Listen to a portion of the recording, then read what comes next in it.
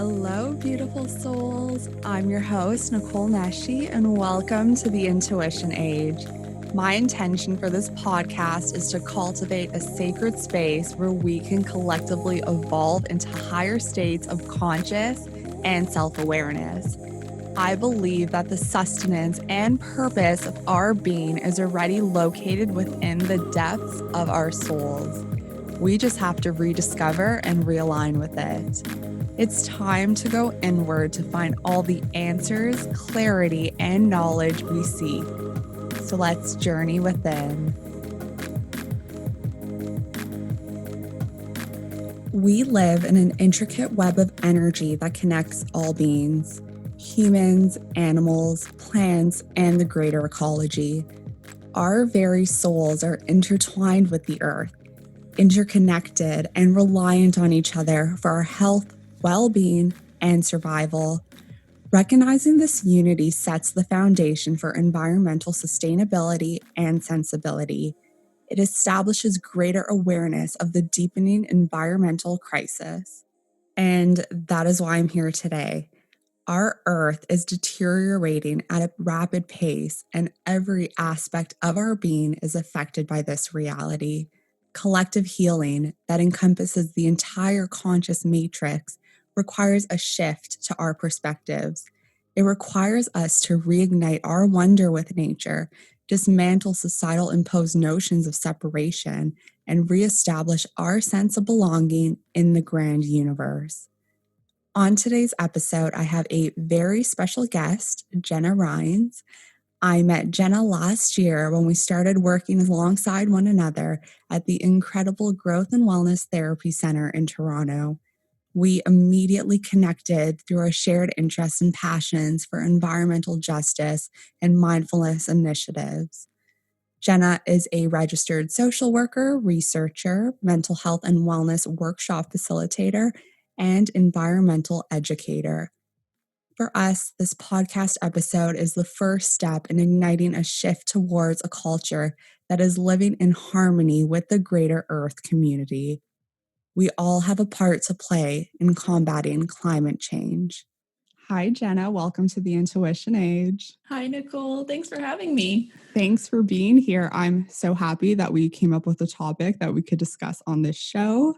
And this is a topic I know we're both so passionate about. I think the first time I met you, the first thing we discussed was ecotherapy and like grounding ourselves and just how to integrate that into mental health. So the fact that a year later, we're recording an episode on it, I'm so thrilled to do that. Amazing. So why don't you start just by introducing yourself? Tell us who you are, what you do. Sure. So, hi, everybody. My name's Jenna Rines. I am a social worker and a consultant and researcher. And I'm really interested in, the environmental impact, both physically on our societies, but also emotionally and what that's doing to individuals and communities. So how did you first get involved and interested in just the environment and its impact on us? A good question. And it comes up quite often, as you can imagine.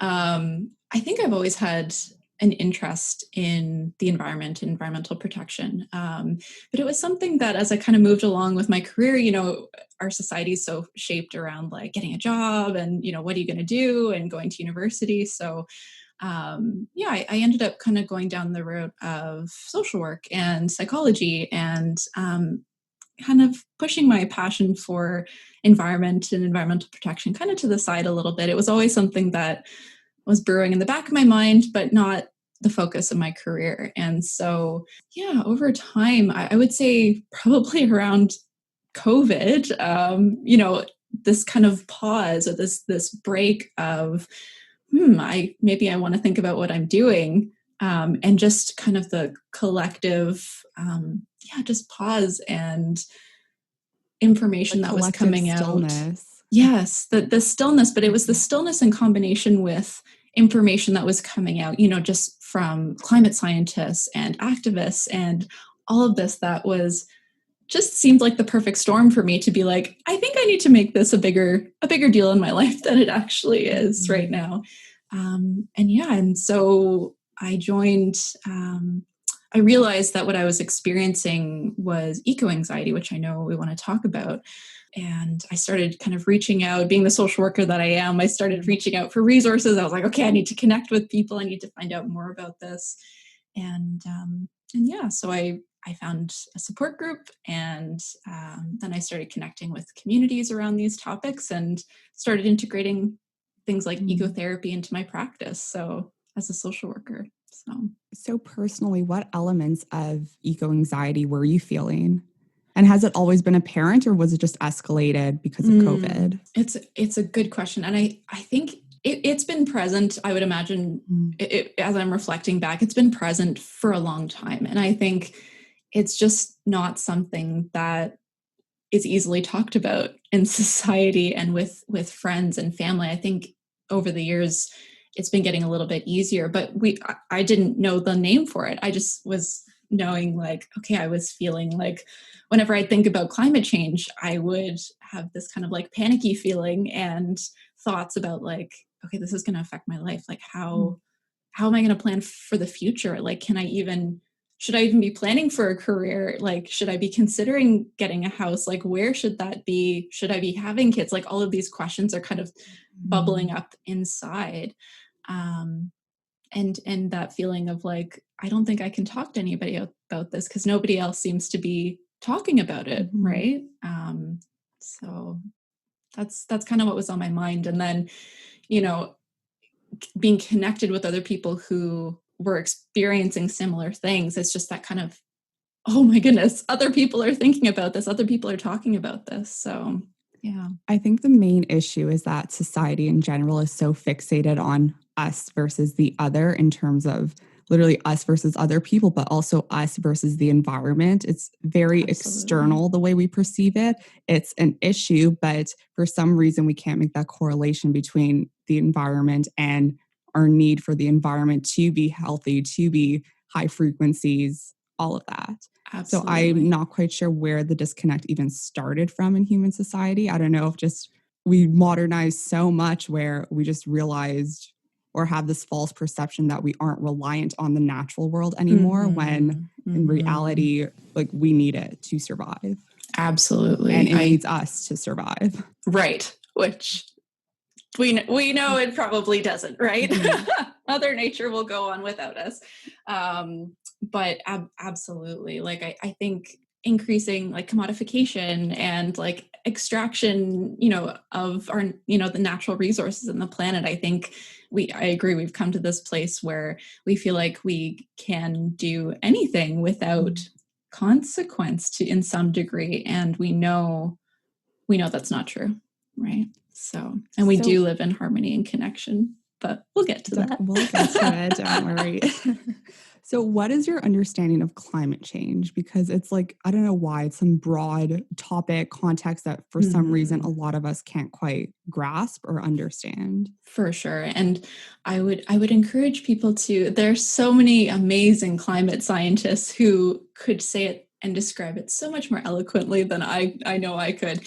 But yeah, for me, climate change, I mean, we know that the planet's has a climate. We know that the planet's climate changes over time, but we know, and scientists know, I don't necessarily know, but scientists know that humans have been negatively impacting the Earth's climate in a way that will cause devastating consequences to the Earth and to humans as a result, which includes things like flooding, things like people being forced to move out of their homes and out of their villages in different areas of the world because of that flooding, or because of land that is no longer being able to be used for farming and things like that. So we know that the global temperatures are increasing.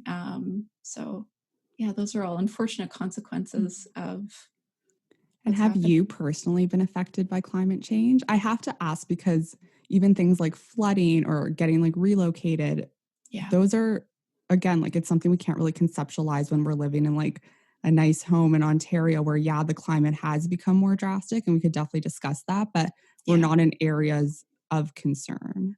Absolutely. And I think you bring up a really excellent point with that, because we know that people are affected differently by climate change, right? We know that people who live in those areas that are more vulnerable to extreme weather, and what people call natural disasters, although we're kind of at the point where they might not be natural anymore. But we know those people experience are disproportionately affected by climate change. So when you ask me if I've experienced, what's my experience of climate change, like you say, I've been lucky to not have experienced much of those extreme weather phenomena, right? Maybe a few months ago, there was a weird weather system that came through and completely destroyed some neighbors' backyards and trees in my neighborhood, which I haven't seen ever, really. That was very strange. And I know in my community, a lot of people experience like flooding basements and things like that, that people are connecting to climate change. But as a person who is relatively protected from a lot of the extreme, the extremes of that, it hasn't had a physical impact on how I live. But I will say it's certainly taken an emotional toll on on my mental health and planning for the future. Yeah, I think I have to agree as well. Physically, I've been fine. I haven't experienced any unnatural disasters because similarly to you, I think a lot of them aren't natural anymore. We shouldn't be deeming them as such. Yeah. But yeah, the extent to which I've experienced the physical consequences of these disasters is hearing about, similarly to you, just like neighbors' basements flooding. Yeah. Or like a tree falling down and hitting a car. But Absolutely. I've never been displaced. And even when oh God, I hate the news, but just watching natural disasters on the news too, you seem so detached from it. We're so desensitized to it that, yeah, we're aware that climate change is happening, but at the same time, because it hasn't affected us physically, personally, we're able to detach and not quite, well, I don't know, I'm worrying about it, but just speaking from the collective, I feel like a lot of people, like there's no sense of urgency there. Absolutely. Because I've read a lot of articles about this, and why is it that we can't seem to act? Why is it that we can't seem to rally together around this issue? And psychologists, there's this sense from psychologists that because it's that kind of slow burn, because it's been an issue that's just kind of been over time getting increasingly worse, and now we're at a dangerous point. But it just seems like those more urgent situations are the ones that catch our attention, rather than things like climate change, which unfortunately needs our attention. Even I feel like a lot of, and I'm not trying to bash anyone, but like a lot of scientists too, they're like, oh, like 2030 is when we should start worrying, or they keep pushing the date further and further, where it's like, don't worry right now, but in a decade from now, that's when we'll start like noticing the consequences of climate change. Yeah. But preventative measures, like we could prevent that, or we could reduce that and slow that down. But for some reason, it's like,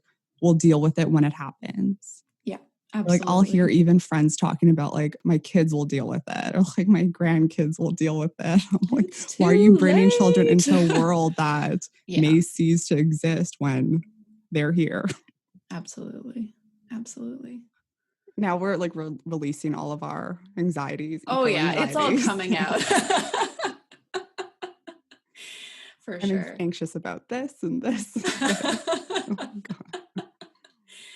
And when we talk about, how climate change impacts us, and although we're not feeling the physical effects necessarily that some people are feeling around the world, whether it's climate change or not, but we kind of keep coming back to this idea of interconnection, right? Interconnectivity.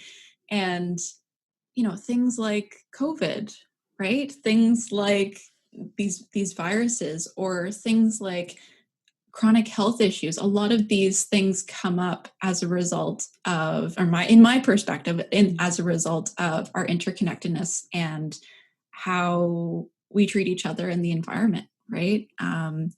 And yeah, I think that's maybe, again, one of those slow burn situations that it's not an immediate crisis. We're not acting fast enough.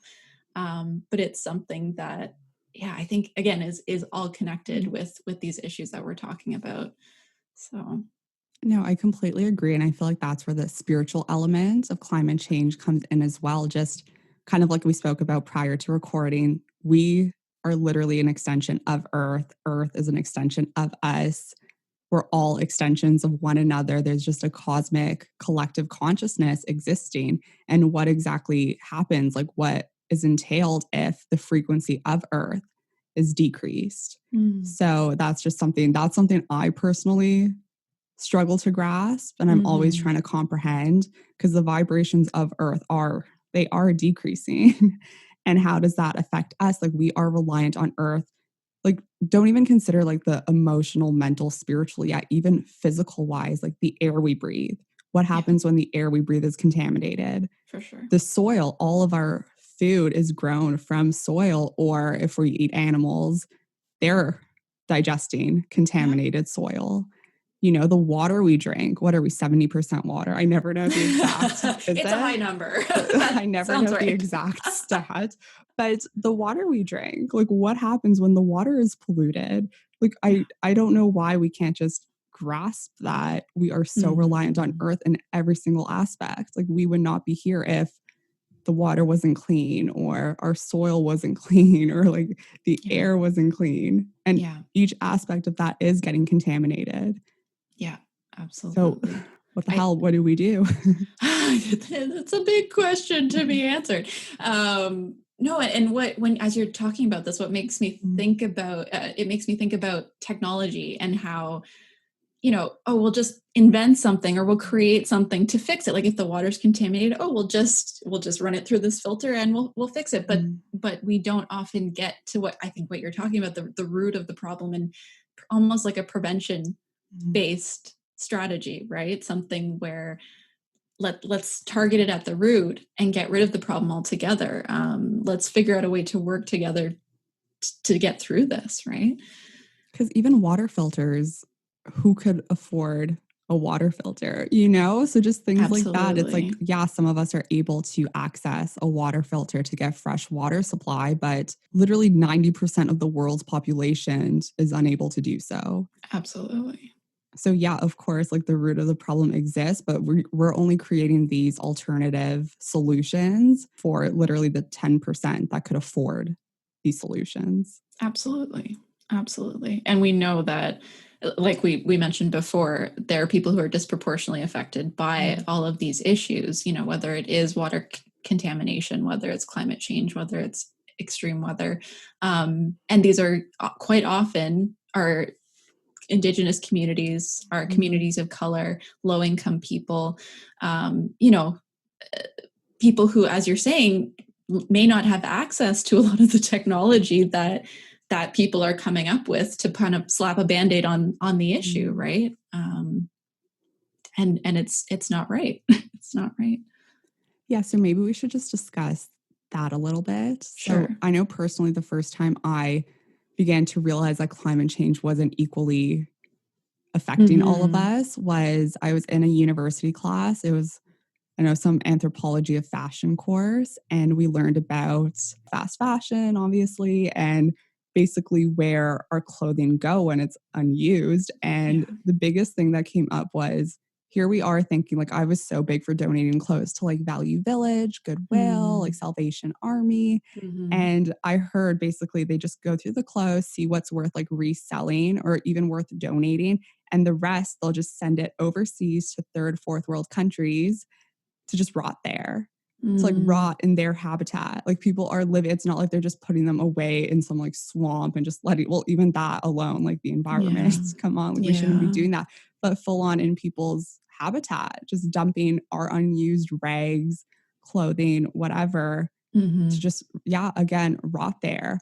And we watched a few videos where obviously the people who live there would try burning it, and then all they were getting were these like fuses, like very toxic fuse, just radiating over their habitat. And it was just so disheartening to watch. Here I am thinking, I'm doing something good, donating my clothing that I'm not using anymore, and just watching it get sent overseas to landfills to just rot, to just like witness other people breathing in, like you can't even breathe, but breathing in those toxic fumes. Yeah. I don't know. Like that was the first time I realized like, wow, this isn't affecting us all equally. No. Like it's definitely disproportionate. And yeah, that definitely, I don't know, that little light bulb in me. And I'm like, for sure. Holy crap, like something needs to be done. For sure. It's again, kind of going back to that whole like exploitation and, you know, just taking advantage of certain aspects of our system, right? And sometimes that's nature and sometimes that's people, right? And it's all it's just awful. And like that doesn't even include the warehouses, the conditions, working conditions in warehouses to make fast fashion clothing and just consumerism in general and how we just consume too much for whatever reason. I still can't even understand why we do that. And then, where our clothes go after we don't want them anymore, when a lot of them are still able to be worn, you know, or used for something else. Yeah. So like there's so many elements of it, but that was, like, that was my great awakening in environmental injustices. And then of course we have like pipelines and deforestation. It's easy to go down the spiral, right? Yeah. That I feel myself kind of slipping down the spiral as we're talking about these things, right? And that's the reality. And I think that's the challenge that people get caught in is, you know, we talk about eco-anxiety, but there's also that eco-paralysis that comes about when you're kind of feeling the weight of all these issues, right? Of like, how do I possibly make a difference when the system is stacked against me like this, right? And you know, how do I make a difference? So what contributed to your awakening in environmental injustices?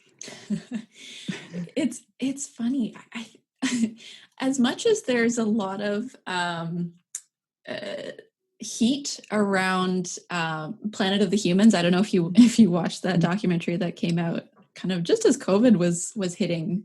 Michael Moore was part of it, but it was a very dire documentary on climate change and the state of the planet and how humans aren't being called. So most humans aren't being called to action in the situation. And I watched this documentary and I broke down. I think that was my lowest point, you know, and it, as much as, you know, a lot of people are talking about the evidence in the documentary and how, you know, it doesn't necessarily portray an accurate picture of everything, specifically renewable energy and technology. But oh man, it sent me down that spiral. And I think it gave me permission to feel a lot of what I maybe didn't know that I was feeling. And so that was my trigger point. That was like, okay, I'm crying. It's done. It's over. And yeah. And COVID just, I had that time to kind of be sad and grieve and, you know, be aware of what was going on. Have you been finding yourself recently grieving the old climate? Like, I don't know, it's a weird concept, but I know personally, and I sent this to you privately, but I remember when the seasons were just so prevalent here in Toronto, where spring, it'd be like raining, we'd be getting ready for summer. Summer comes just so consistently hot.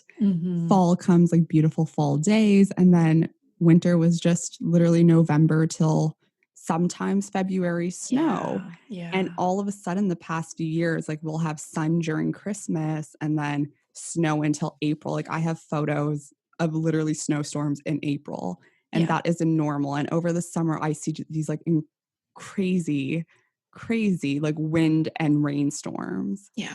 I remember a few years ago, it was insane, a rainstorm. It kept me up all night and the wind was just like, I honestly thought some tree was going to come like crashing down over my home. Absolutely. Like so strong. And I remember tweeting, I'm like, if you need an indication that climate change is real, literally just look at Toronto weather and how like inconsistent it's been and just how much it's changed even this past decade. And this Twitter troll was like, no, it's always been raining like this every summer. And I'm like, no, it hasn't. No, it hasn't. No, it hasn't. Like, this isn't normal. It's changing. Yeah. And I understand climate is supposed to evolve. It's supposed to change, but not at this rapid pace.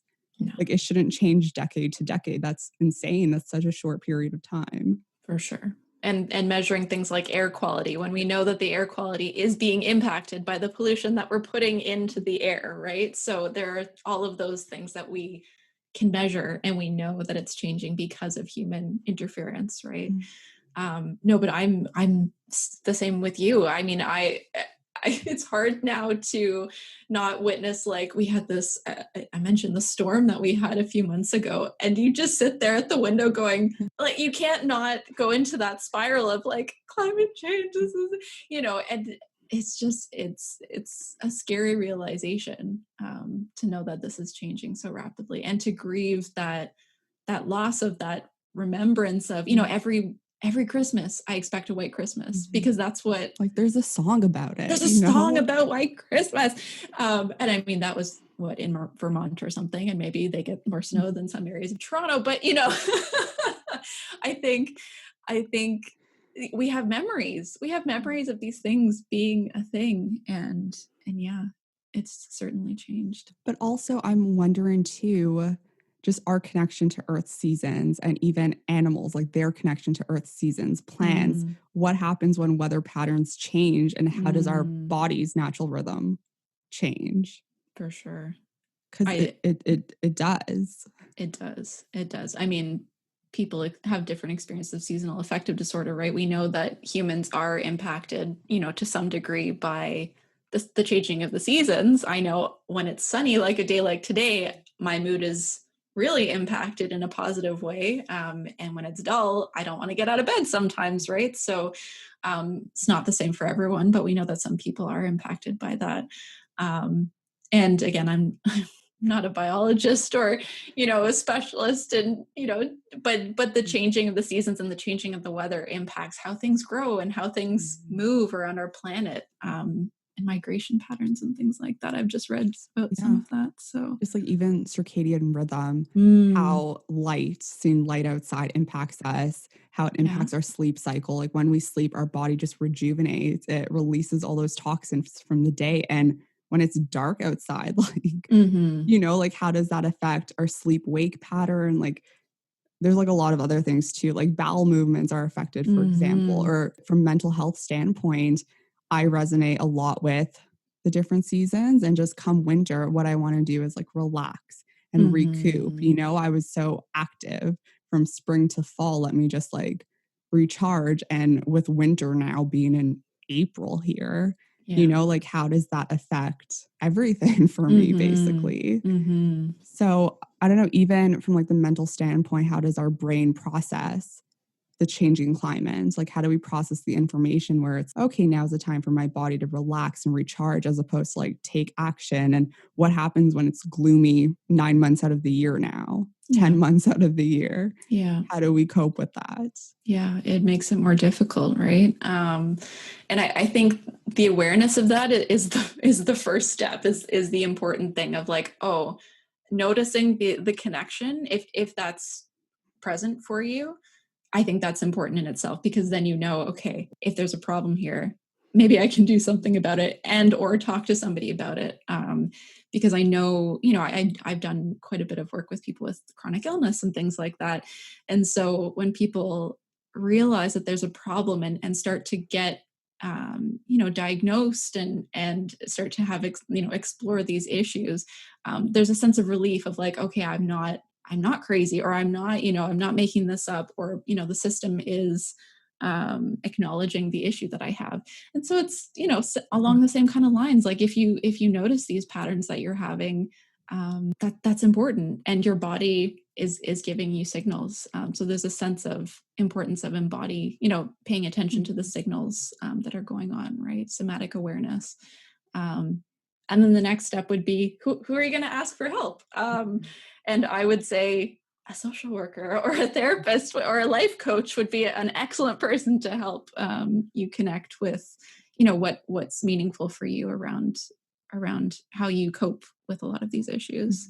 But like you said, like relating back to chronic illness, it is acknowledged. Yeah. And the problem with climate change, necessarily, it isn't collectively accepted or acknowledged. Yeah. So then how do you then cope with something that everyone around you isn't even recognizing? Absolutely. And I think that that's probably one of the, whether it was conscious or not, one of the reasons that I wasn't reaching out to people for help initially. And it took this like documentary to snap me out of like, oh, other people are talking about this. And so it's the stigma. And the question is usually like, do you believe in climate change? I'm using bunny ears here, you know, and it's not, we're past the point of belief, right? We're past the point of, this being an opinion. It's not an opinion. It's fact and it's science.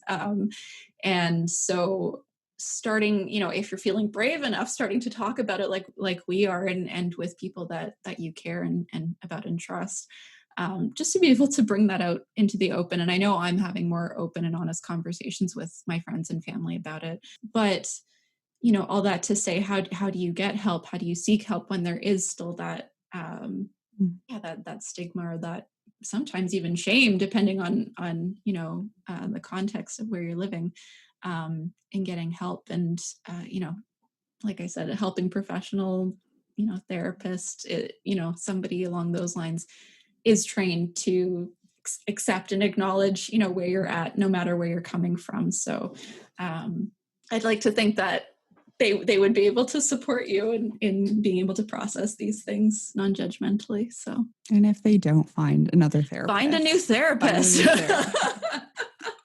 That's the best advice anyone could ever give. There's enough fish in the sea. No, definitely. So I really like what you just said, and it just proves too, like, we're so integrative. And yeah, climate change, environmental issues are going to affect us, first of all, so differently, so diversely, but at the same time affect every aspect of us, our physical state, emotional, mental, spiritual. Mm-hmm. And it's that recognition, just how is your physical body affected by changes in the climate.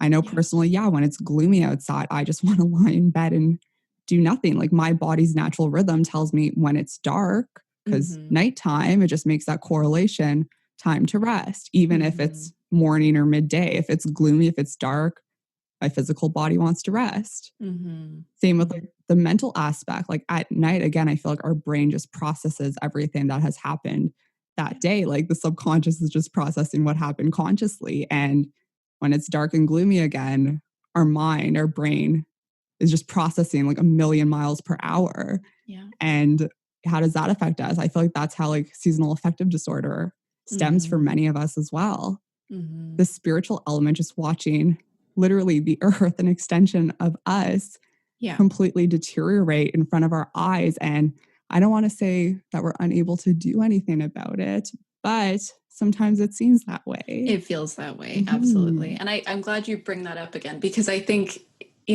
putting it in the context of humans in the planetary, in the ecosystem where we're living, and being a connection of, an extension of the earth, it doesn't make these feelings of like grief and loss and anxiety and sadness weird, right? It makes it, oh, this is normal. Like, it's normal to, when you're witnessing like the changes in the climate and the changes in the environment that we've gotten to know so well, and maybe the animals that you used to see as a young, as a child or something, now endangered. Exactly. Or not there anymore. I know personally, in places that I used to hike, you used to see so much wildlife, and now there's hardly anything, right? You might see the odd squirrel.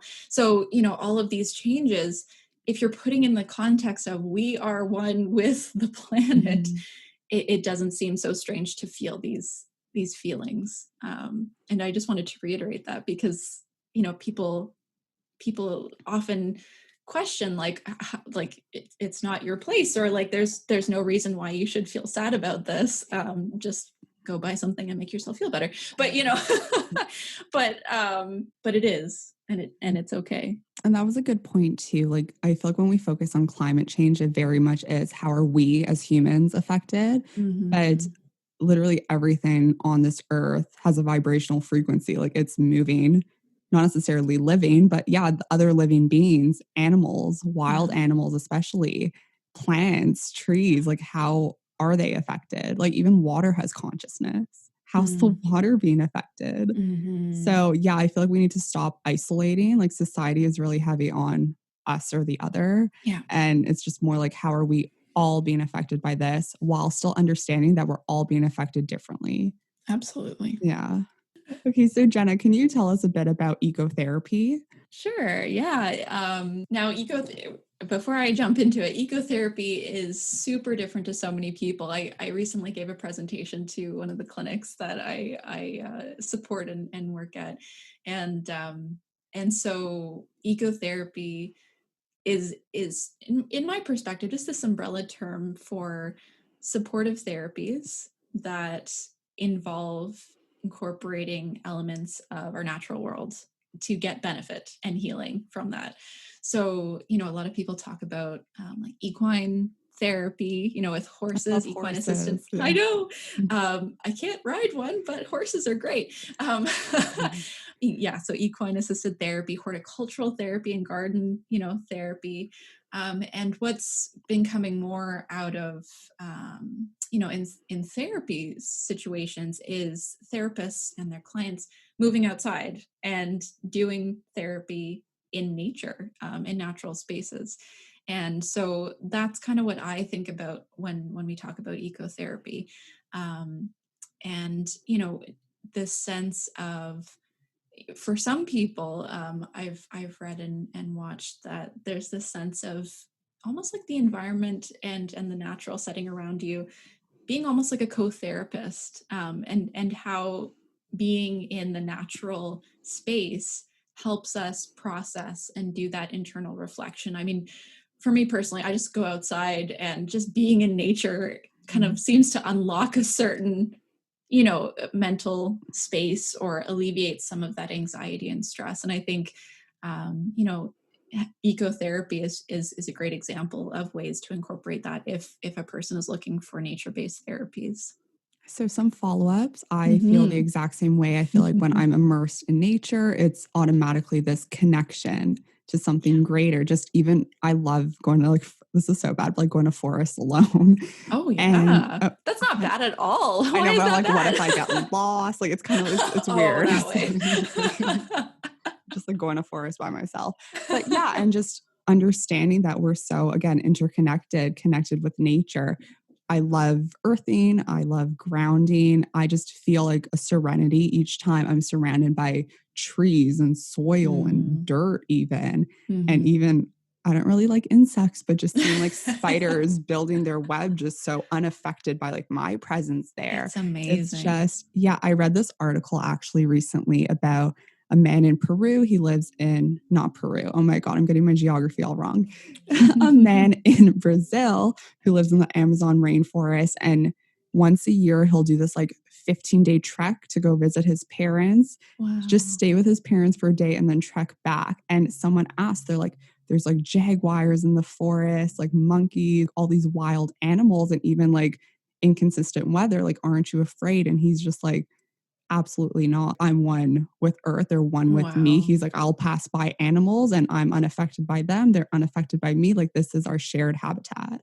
Wow. So profound. Like, again, it isn't this notion of like us and the other. It's Right. like we're all just coexisting. But yeah, I love going into forest and just seeing myself coexisting with all these like grand beings that are there, whether they're like spiders, other types of insects, or just like these amazing trees that just flourish like right into the sky, like you can't even see past them. It's So amazing. It's amazing. And the resilience, I think, is what it gets me. There's a path, just 20 minutes away from where I live. And we go there for walks and rock climbing and things like that all the time. But I went kind of on, like you said, on a solo walk one time, and just seeing, how the trees grow from spaces that you think there's no way that a tree can grow from that crack, and yet there it is, like growing tall and amazing. So yeah, nature is just a perfect example of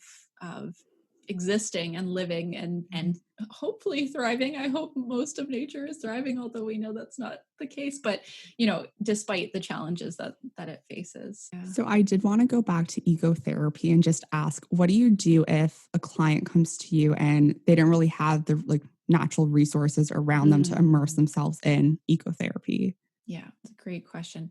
And there are certainly people who don't have access to natural green spaces like you're talking about, which kind of comes to this idea of environmental justice, and how is that, again, people are disproportionately affected negatively by you know climate change, but also the basic right to have access to green space. I feel like that's an important piece that has gotten lost along the way in our urbanization and kind of this development of just all the construction that we're seeing around us. But clients have come to me, and I know other therapists in the past, saying, I don't really feel like I don't feel like going outside, or I can't go outside for whether it's health reasons or just emotional trauma or whatever it might be. Or even now in a time of COVID where we're told to stay Stay locked inside. down, stay inside. Absolutely. Um, and so there are lots of different ways. Again, this is a space where, in my perspective, you can get as creative as you want. I know I used to be supervised by an ecotherapist as I was training in this, and she used to have a basket of what she called nature items, so things that she collected kind of on her walks or her time outside, whether it was maybe some tree branch, like a small tree branch, or leaves, or interesting seeds, rocks. And she would use those items and incorporate them into her sessions with clients when they didn't go outside. I know I incorporate in my presentations, I put on a slide just this picture of a forest. And I mean, like, I know when I look at even just a picture of a forest, you start to feel the stress kind of melt. Nature sounds, aromatherapy, all of these things can be incorporated. Even natural light can be incorporated to bring in those elements of nature when you can't go outside. Yeah, that's such a good point.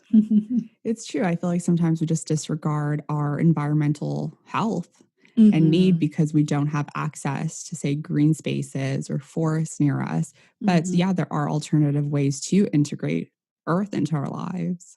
Even like I Absolutely. love working with the elements like earth, air, fire, and what's the last one? Water. I like know water in my chart, so I'm like I always forget. But yeah, working with the elements, like they are natural elements, have like a fresh glass of water when you wake Yeah. up and also throughout the day. But yeah, what type of earth greenery can you bring in? Like what type of air can you let in? Something like incense, for example. Fire is a natural Mm, element. Light a candle. So yeah, just yeah, working with the elements, working with components of earth, and just trying to integrate it whichever way fits best for you and your lifestyle. absolutely. Absolutely. And one addition to that too is, I know, a lot of us do feel that connection to nature, and metaphor is a really powerful way to process and kind of reflect on our internal, experience. And so, a lot of ecotherapists also use nature metaphors to help people process and inquiry in a nature-based way that kind of brings in that component of interconnection and process. So yeah. Mm. So what are you doing personally to combat climate change? And Oh what could my we do goodness. individually and collectively? Let's share some ideas. Because like For all sure. hope is not lost. No, it's not. And I hope that is taken away from this, because I do believe that if we can, although the system is stacked against us, and again, different people in different ways. For some people, the challenges are much greater. But if, in the face of these systemic barriers and challenges, if we come together and collaborate and use our unique skills that we have to come up with individual and kind of community-based solutions, I think we can. I think we can change this. I think, we will have to live with impacts of climate change, just based on where we've been and where we're coming from. But we can stop it from getting worse, right? Mm. So there's lots to be done.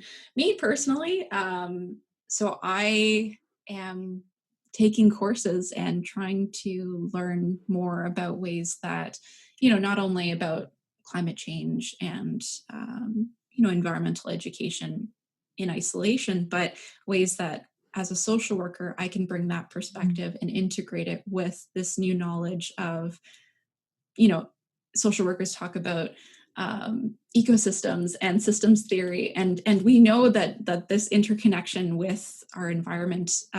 Usually, we don't talk about environment being the natural world, but more like the physical infrastructure. But incorporating that natural piece into our assessment and our practice. So I'm focusing on that particular piece. I'm training in a variety of different ways to be more of an activist and a person who can stand up for things when I notice something that I don't agree with in my community. I took a training by Citizens Climate Lobby, so now I'm going to start, lobbying my government to make changes in that way. So there's lots of things individually that we can do to make a difference. I've changed, made lifestyle changes. I don't eat red meat anymore. I've significantly reduced like my dairy and other meats intake, and just try to be more conscious of all of those things. So that's what I've done individually. I think that's what's most important, though, just that self-awareness and also just Absolutely. awareness of, again, other communities and how they are being affected. It isn't a sole issue, even though we are affected solely by it as well. Like we're affected collectively, and just understanding, like gaining that conscious awareness as to how you're personally affected, but also how those around you are being affected as well. Absolutely. So I think that's such a great starting point, whether you need to take courses, join some like eco groups, just to gain that information, gain that new insight as to how we're all being affected by it. Like read some articles even. It doesn't need to be expensive. Exactly. I think that was the battle that I had with myself of like, okay, to be able to work in this field and start to actually do something as a social worker, I need to get credentialed. Like I need to get courses and I need to do all this stuff and take another master's. And, it was just, you go down that spiral of you need to be official in order to actually do something. And, the way that I see it, we don't have time for everyone to get like a master's in environmental science or like go through all these courses. And like you were saying, there's so much information that's readily accessible for people, and communities that are readily accessible for people that will welcome people and mentor and, support that taking some of that individual or collective action. So yeah, and those communities are more than happy to educate us as well. Absolutely. That's what their purpose is. That's what they want to do. So I feel like just putting yourself out there and, again, infusing yourself with just all this knowledge, whatever pertains most to you, whatever you're most like aligned with. And that's where we start. I think that's such an important point because I think like we've emphasized, it's going to look different for everybody.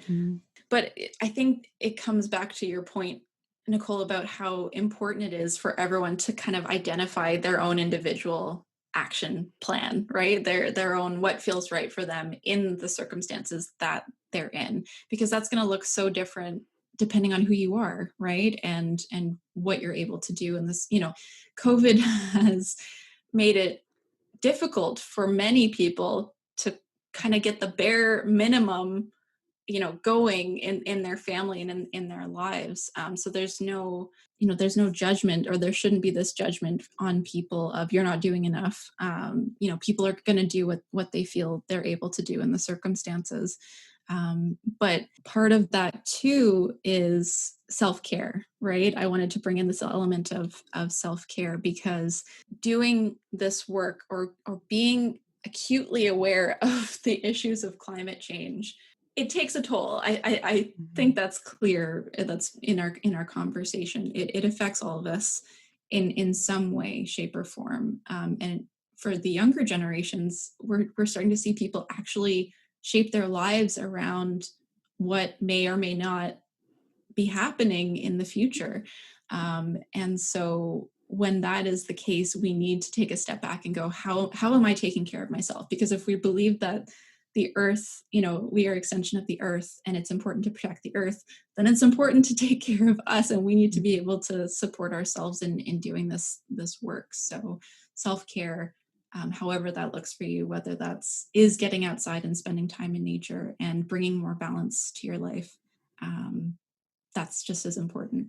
Yeah, I agree.